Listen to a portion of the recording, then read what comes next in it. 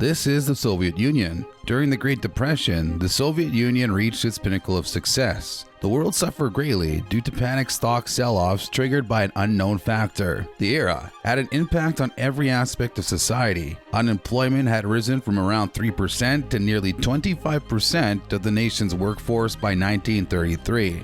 The success of the Soviet during those trial moments were closely linked to its economic planning. What happened to the Soviet-style economic planning that was so successful during the world's trial period? You'll have to watch till the end of this video to find out. During the world trial years, every country suffered the economic impact except from the Soviet Union. People were forced to stop working as employees couldn't pay the bills. Even people who saw the need to keep their jobs saw their wages fall, and many others were forced to work lower-paying jobs, which they were frequently overqualified. The United States was one of the countries that suffered the most. Between 1929 and 1932, the United States' gross domestic product was cut in half due to deflation. According to the Bureau of Labor Statistics, the economy is in serious trouble, of course, except for the Soviet Union. Beginning in 1930, a sequence of 5-year plans guided the Soviet Union's economic development. The Soviet Union had completely transformed from a predominantly agrarian society to a huge industrial power by the 1950s. Because of its transformative potential, communism has always appealed to the scholars of Asia's developing countries. Between 1945 and 1990, the Iron Curtain divided Europe into Western European or capitalist countries and Eastern Europe or socialist countries. Many factors, including economy and mortality, differed between the two different groups of countries during their development. These 45 years in Europe can be presumed the world's largest medical trial. The Russian Soviet Federative Socialist Republic, and later the Soviet Union, were industrializing countries. Both of these changes happened gradually and from a low starting point. Because of World War I, which lasted from 1914 to 1918, the 1917 Russian Revolution, and the eventual Russian Civil War, which lasted from 1917 to 1926, industrial production had only just recovered its 1913 level by 1926. Around 18% of the population lived in non-rural areas by this time, but only about 7.5% worked in the non-agricultural sector. The rest remained mired in low productivity farming. In some ways, David A. Diker described the Soviet Union of 1930 as a typical developing country, with low capital investment and the majority of its population living in the countryside. The inability to obtain capital from outside the country contributed to low investment rates. This in turn resulted from the Bolsheviks' repudiation of the Russian Empire's debts in 1918 and the global financial crisis. As a result, any type of economic expansion had to be funded by domestic savings. Environmental circumstances such as droughts in the south, long winters across the country, and acidic soils in the north exacerbated economic problems in sectors like agriculture. According to Diker, the Soviet economy had extremely good potential in mineral extraction and raw materials such as the oil fields in Transcaucasia, which combined with the steadily growing service economy, helped the Soviet Union avoid any balance of payment issues. Early in 1921, the Bolsheviks realized that forced grain requisitioning had led to low crop production and widespread opposition. As a result, Lenin and Politburo made the decision to try a different approach. The Russian Communist Party's 10th Congress approved the so-called New Economic Policy. Everything in the economy would be privatized, except for the commanding heights, as Lenin put it. Foreign trade, heavy industry, communication, and transportation were among the commanding heights. In practice, the private sector was restricted to artisanal and agricultural production and trade. With the Bolshevik Party, the NEP met with fierce opposition. Lenin had to encourage communist skeptics that state capitalism was an essential process toward communism, despite his suspicions that private businessmen could abuse the policy. The improvements were immediate, as novelist Andrei Platonov and others have noted. Rationing cards and lines, which had become visible of communists during the war, had vanished. However, the Soviet economy, particularly its agricultural sector, was still in trouble due to low harvests, prolonged war, and several natural disasters. The Volga-Ural region experienced widespread famine in 1921. The Soviet government reversed course and allowed international aid to enter the country, and formed a special committee chaired by influential non-communists and communists alike Despite this, the famine claimed the lives of an estimated 5 million people. At the beginning of 1928, the 5-year plans began constructing a heavy industrial base in an undeveloped economy without having to wait years for capital to accumulate through light industry expansion or relying on external financing. The new economic policy was quickly abandoned, and Stalinism took its place.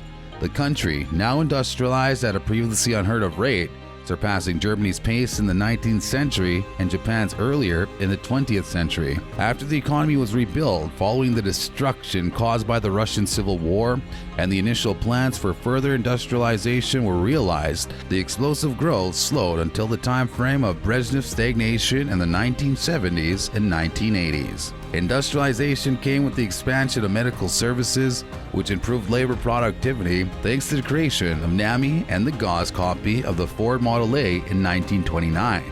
Campaigns against typhus, cholera, and malaria were carried out.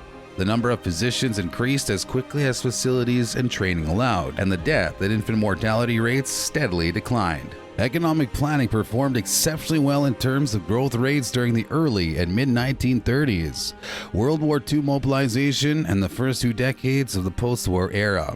The Soviet Union became the world's largest producer of oil, coal, iron ore, cement, and manganese, gold, natural gas, and other minerals. The Soviet authorities, on the other hand, suppressed information about the Soviet food shortages of 1932 to 1933 until perestroika. According to some estimates, workers' actual earnings in 1933 fell by more than 11.4% from 1926 levels. However, this figure needs to be adjusted due to the elimination of unemployment and work perks such as inexpensive meals. Communists and Komsomol representatives were frequently mobilized for various construction projects, and common and prisoners in labor camps were obliged to do unpaid labor. The Soviet Union's economy suffered severe blows as a result of the German invasion during World War II, with its GDP falling by 34% between 1940 and 1942. For nearly a decade, industrial production didn't recover like it was in its 1940 level. A new currency was adopted in the Soviet rubles in 1961. Until the disintegration of the Soviet Union in 1991, it retained exchange parity with the pound sterling.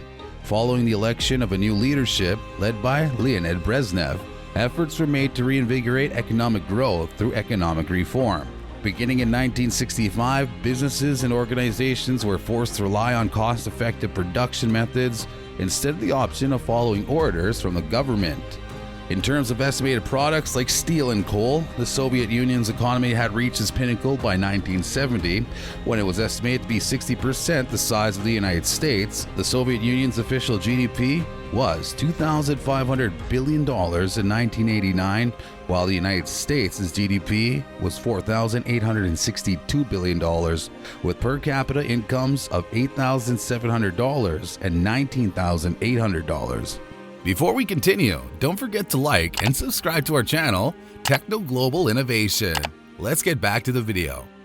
Was Russia's plans all a success story? In 1972, the total retail value of all consumer goods was made around 118 billion rubles, approximately $530 billion. The Nixon shock in the mid-1970s triggered the era of stagnation, which was exacerbated by the war in Afghanistan in 1979, and resulted in a period of economic stagnation between 1979 and 1985. During the first half of the 1980s, the Soviet Union's GDP remained stable due to a military buildup at the expense of domestic development. The Soviet Union's planned economy was not arranged to satisfy the demands of the intricate modern economy it had aided in the formation of. Consumers' needs and tastes were frequently not met by the massive quantity of goods produced. The sheer number of decisions that planners in Moscow had to make became overwhelming. The bureaucratic procedures stifled accessible communication and flexible response, which were required at the enterprise level to deal with worker alienation, customers,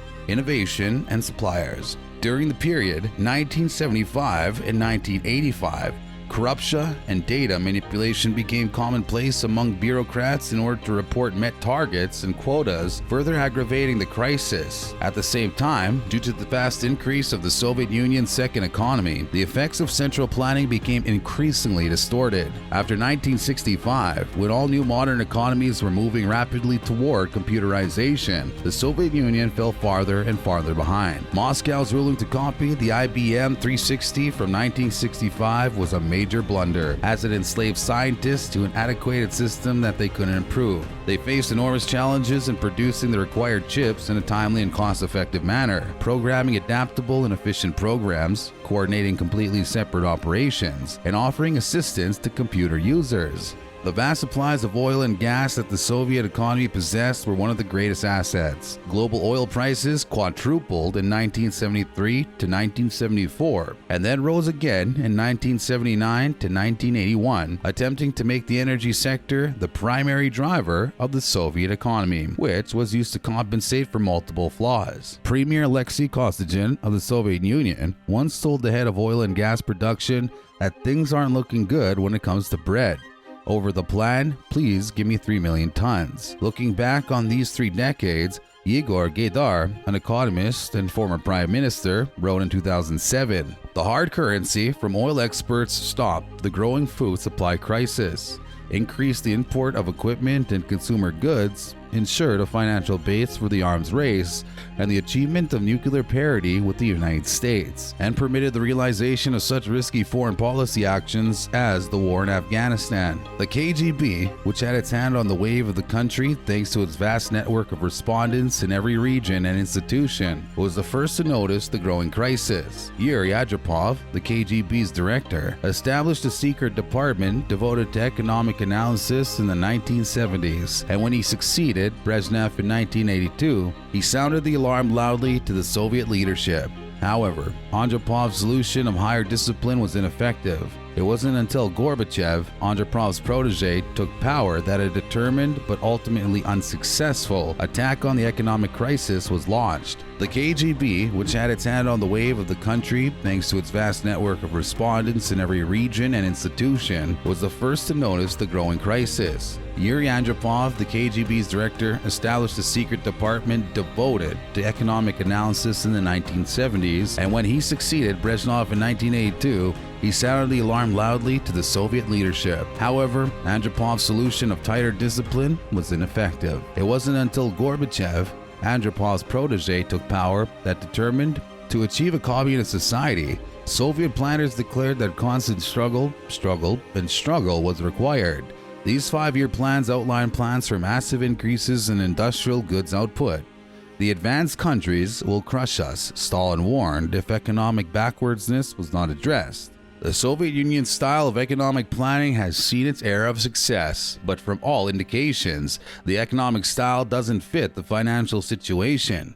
Other regions that now practice capitalism economy have turned to take over the modern economy style, and is now looking like the trend for the future. What do you think will happen to the Soviet Union's economy in the future? Can the economy get back to the good old days? Guess only time will tell. Will the Soviet-style economy still meet its victory days, or do you believe that they must adopt a new economic approach to tackle the problems they're currently faced with? If you like this video about why Soviet-style economic planning is insane, then make sure to watch any of the videos on our YouTube channel, TechnoGlobal Innovations. Take care.